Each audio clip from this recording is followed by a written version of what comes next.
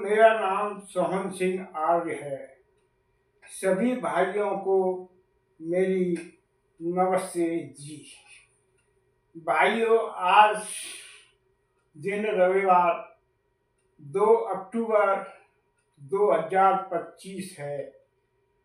आज देश भर में विजयदशमी का त्यौहार बड़े हर्षोल्लास के साथ मनाया जाएगा। आज हमारे देश में विजयदशमी का त्यौहार बहुत फूहड़ और खर्चीला हो गया है।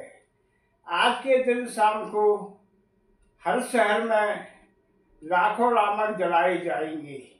पूरे देश में कई अरब की संपत्ति स्वाह हो जाएगी और उसमें गोला बारूद बहुत मात्रा में लगेंगे। शाम को देखना हमारे प्रदूषण की मात्रा बहुत बढ़ जाएगी। कुछ लोगों का कहना है कि आज रावण का मृत्यु हुई थी, श्री राम ने रावण को मारा था, मगर यह बात 100% झूठ है। आज के दिन श्री राम ने रावण को नहीं मारा था।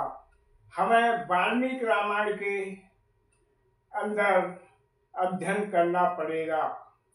श्री रामचंद्र जी को नव संवत आधे चैत्र को राज तलब होने जा रहा था, मगर उनकी छोटी माता कैकेयी के कहने से उन्हें 2 दिन पूर्व ही वन के लिए जाना पड़ा। इसलिए श्री रामचंद्र जी चैत्र मास में अमावस्या से 1-2 दिन पहले वन में गए थे। इसका मतलब है उनकी समाप्ति भी इसी चैत्र के महीने में होनी चाहिए। सीता हरण के बाद श्री राम और लक्ष्मण सीता जी को खोजते हुए ऋषिमुख पर्वत पर पहुंचे। उन्होंने वहां सुग्रीव और हनुमान जी से भेंट की। हनुमान जी और सुग्रीव जात के जंगल में रहने वाले वानर वीर थे, जो इंसानों की तरह रहते थे। उनकी रचना भी शरीर की इंसानों जैसी थी। उनके न कोई पूंछ थी न वो बंदर थे। श्री राम और सुग्रीव मित्रता के बाद उन्होंने सुग्रीव के बड़े भाई बाली का वध किया। उस समय जेठ मास समाप्त हो गया था और आषाढ़ मास में पहले बहुत वर्षा होती थी। तब श्री रामचंद्र जी और लक्ष्मण जी ऋषिमुख पर्वत पर वर्षा काल को उन्होंने वहीं कंदराव में रहकर कंदमूल फल खाकर व्यतीत किया था। महर्षि वाल्मीकि जी ने अपनी रामायण में वर्षा का बहुत सुंदर वर्णन किया है। श्री राम से कहलवाया गया है कि हे लक्ष्मण, देखो यह बादलों के झुंड किस तरह से बरस रहे हैं। हे लक्ष्मण, देखो वर्षा आने से सारे रास्ते जलमग्न हो गए हैं। नदियां और तालाब में पानी उफान पर है। इस समय लोग यात्रा करने वाले कोई नहीं दिख रहा है। यानी बरसात के महीने में पानी भर जाने के कारण सभी रास्ते बंद हो गए हैं। जब क्वार का महीना शुरू हुआ तब नदियों का पानी घट गया, वर्षा रुक गई और कांसों में सफेद फूल आने लगे। आज भी इस महीने में कांसों में सफेद फूल सफेद निकल आते हैं। अमावस्या के दिन श्री राम ने कहा, यानी क्वार की अमावस्या को श्री राम ने कहा, हे लक्ष्मण, लगता है कि सुग्रीव अपने वादे को भूल गया है, इसलिए तुम पंपापुर जाओ और सुग्रीव को ध्यान दिलाओ कि हमने बाली को मार दिया है। इसलिए या तो सुग्रीव हमारे वचनों में दिए गए का पालन करे, नहीं सुग्रीव का भी वही अंत होगा जो बाली का हुआ था। श्री राम की आज्ञा पाकर लक्ष्मण जी पंपापुर पहुंचे। जैसे ही हनुमान जी को पता चला कि लक्ष्मण जी आए हैं, वो भागे भागे सुग्रीव के पास गए और कहा, हे राजन, मैंने तुमसे पहले ही कहा था कि आपने श्री राम का कहना अभी तक कोई कार्रवाई नहीं की है। अब लक्ष्मण जी आए हैं। लक्ष्मण जी का नाम सुनते ही सुग्रीव घबरा गया। वह तारा रानी के पास गया और कहा कि आप ही किसी तरह लक्ष्मण को शांत कीजिए। इस समय लक्ष्मण बहुत क्रोध में है। लक्ष्मण जी का क्रोध अच्छा नहीं है। फिर तारा रानी आई, उन्होंने लक्ष्मण जी का स्वागत किया। लक्ष्मण जी ने उन्हें प्रणाम किया और अतिथिशाला में लक्ष्मण जी को बिठाया गया। उसी समय अपने मंत्रियों सहित सुग्रीव जी आए। उन्होंने अनेक नाना प्रकार से लक्ष्मण जी का आतिथ्य किया और उन्हें आदर सत्कार दिया। उन्होंने कहा कि आज से 8 दिन बाद तुम्हें हमारी ताकत का पता लग जाएगा। मैं आज ही सभी अपने वानर वीरों के पास संदेश भिजवाता हूँ। आज से 8वें दिन सभी वीर आ जाएंगे। इसके बाद लक्ष्मण जी ऋषिमुख पर्वत चले गए।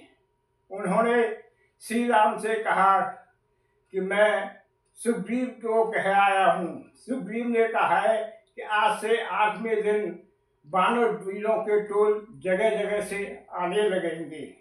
सुग्रीव ने उसी दिन अपने दूतों को जहाँ जहाँ उनके संग मित्र थे, जहाँ जहाँ उनके रिश्तेदार से सभी में खबर पहुंचा दी कि सभी को अपनी सेना समेत पंपापुर में आना है। ठीक 8वें दिन लोगों का हजूम पंपापुर में आने लगा। अनेक वानर वीर अपनी अपनी सेना लेकर वहां आए। तारा के पिता का नाम भी सुसेन था। वह जड़ी बूटियों के बहुत बड़े जानकार थे। वह अपनी सेना के साथ आए। 8वें दिन तब सभी वीरों को लेकर सुग्रीव जी श्री राम के पास किष्किंधा पर्वत पर आए। उन्होंने कहा कि हे राम जी, मैंने अपने वानर वीरों को बुला लिया है। अब आप ही रणनीति बनाएं किस किस को किस तरफ भेजना है। फिर 9वीं के दिन रणनीति बनाई गई कि किस वीर को किस दिशा की तरफ भेजना है। शाम तक विचार परामर्श होता रहा। फिर श्री राम ने हनुमान जी को बुलाया और कहा कि आप दक्षिण दिशा की तरफ आप जाओगे। उनके साथ महाबली जामावंत को भी भेजने का सुग्रीव ने आग्रह किया। जामावंत जी कोई रीछ नहीं थे। वो महाबली और ब्रह्मा जी के पुत्र थे। इन पर वीडियो में आगे चलकर बनाऊंगा कि जामावंत जी कितने बलवान थे। अब 10वीं के दिन सभी वीर इकट्ठे होकर श्री राम से आज्ञा मांगने आए। जिसको जिस दिशा में भेजना था, श्री राम के कहने से सुग्रीव ने उसी को उसी दिशा में भेज दिया। फिर हनुमान जी को बुलाकर श्री राम ने उन्हें अपनी अंगूठी देते हुए कहा, हे हनुमान जी, आप दक्षिण दिशा की तरफ जाइए। महाबली जामवंत जी को भी अपने साथ ले जाइए। अंगद भी तुम्हारे साथ जाएगा। और इसमें कई ऐसे वीर अद्वितीय थे जो बल और गौरव में बहुत ऊंचे थे। सभी वानर वीर मिलकर चल दिए। उन्होंने सबसे पहले अपने हथियारों की पूजा की, क्यों वो सीता जी की खोज के लिए निकल रही थी। सभी वीरों ने अपने अपने हथियारों की पूजा की। आज भी हमारे मिलिट्री में और विश्वकर्मा जैसे बड़े बड़े रेलवे में आज के दिन हथियारों की पूजा की जाती है। हमारी मिलिट्री में भी आजकल आज के दिन बड़ी बड़ी मिसाइल और उनकी जवान पूजा करते हैं। इसलिए दशहरा कोई रावण की मृत्यु का दिन नहीं है। उस दिन सभी वीरों ने सीता जी की खोज के लिए लंका की तरफ प्रस्थान किया था। हमारे यहाँ पर किसी भी भवन का निर्माण होता है तो उसका स्थापना दिवस मनाया जाता है। ऐसे ही सैनिकों ने पंपापुर छोड़ने से पूर्व सीता जी की खोज के लिए विजय जुलूस का प्रोग्राम बनाया, क्योंकि सीता जी की खोज के लिए आधारशिला उसी दिन रखी गई थी। जब कोई आधारशिला जिस दिन रखी जाती है उसी दिन से विजय का स्तंभ माना जाता है। फिर सभी वानर वीर सीता जी को खोजते दक्षिण की तरफ चल दिए। 1 महीने बाद सभी वीर समुद्र के किनारे पहुंचे। फिर उन्होंने सीता की खोज।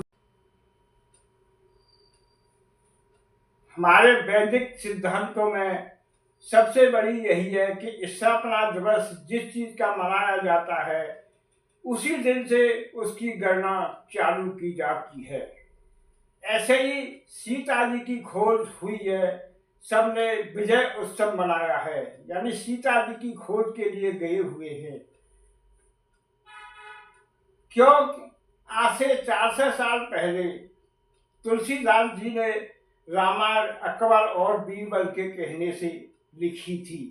उसमें हमारे सभी वैज्ञानिक तथ्यों को आडंबर और चमत्कारबाज में लिख दिया था।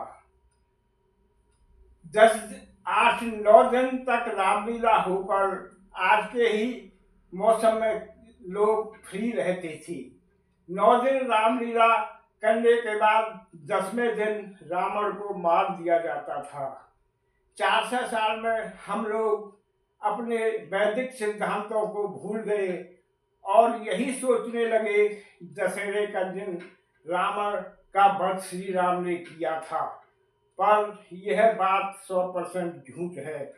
श्री राम जी का वनवास चैत्र मास की अमावस्या से 2 दिन पहले हुआ था, इसलिए श्री राम जी को अपने समय अनुसार चैत्र मास की तृतीया या चतुर्थी को लौट आना चाहिए।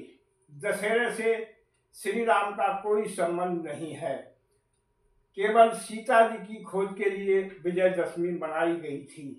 इसलिए भाइयों, यह कहना बिल्कुल गलत है कि दशहरे के दिन रावण का वध हुआ था।